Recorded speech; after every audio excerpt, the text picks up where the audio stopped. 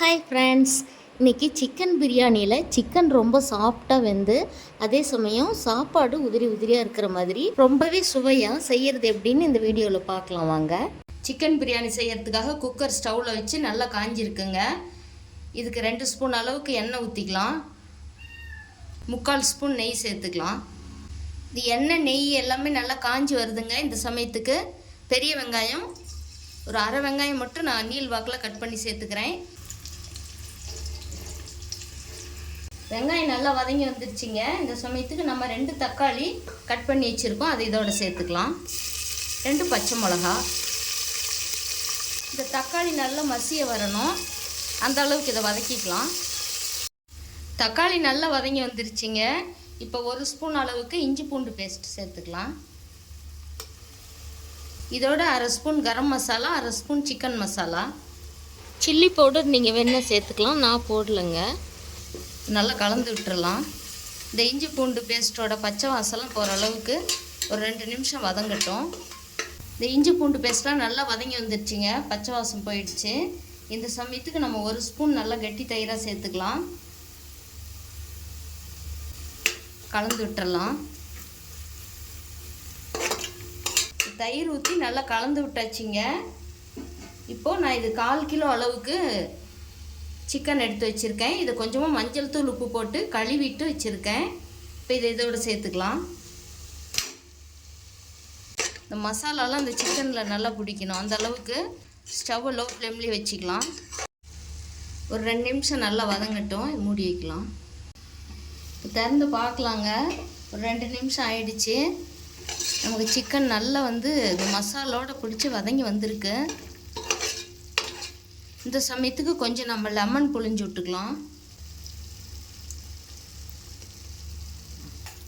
இப்போ கலந்து விட்டுட்டு இப்போ நம்ம கொஞ்சம் இதுக்கு ஒரு கைப்பிடி அளவு புதினாவும் கொத்தமல்லி இலைகளும் சேர்த்திக்கலாங்க.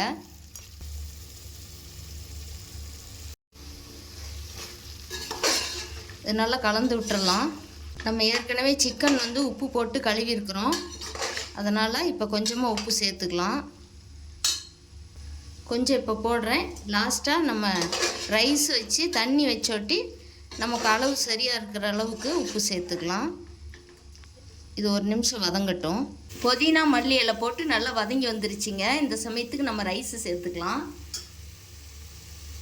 நான் இந்த கப்பில் 1 கப் ரைஸ் எடுத்துருக்கேங்க. ரைஸு போட்டு நல்லா கலந்து விட்டுறலாங்க. இதுக்கு நான் சாப்பாட்டு அரிசி தான் எடுத்திருக்கேன், பிரியாணி அரிசிலாம் எதுவும் எடுக்கல. நம்ம டெய்லி செய்கிற சாப்பாட்டு அரிசி தான். இப்போ நல்லா கலந்து விட்டாச்சு. இது ஒரு 2 நிமிஷம் அப்படியே இருக்கட்டும். இந்த மசாலாலாம் ரைஸில் நல்லா பிடிச்சி வந்திருக்குங்க. நம்ம இப்போ எந்த கப்பில் அரிசி எடுத்தோமோ அதே கப்பில் 2 கப் நான் தண்ணி வச்சுக்க போகிறேன். ஏன்னா இது டெய்லி நம்ம சாப்பாடு செய்கிற ரைஸு தான், அதனால் 2 பங்கு தண்ணி வச்சுக்கிறேன். நீங்கள் பிரியாணி அரிசி வைக்கிற மாதிரி இருந்தால் நீங்கள் கம்மியாக எடுத்துக்கலாம்.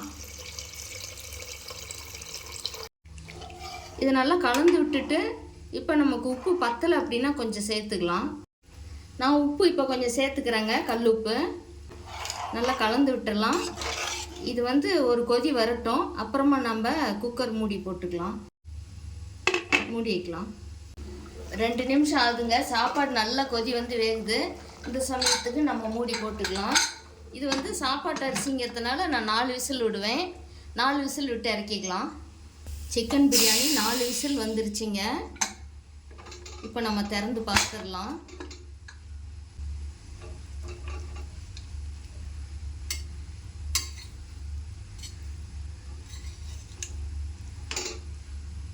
நமக்கு பீஸ் எல்லாமே நல்லா வெந்து வந்திருக்குங்க.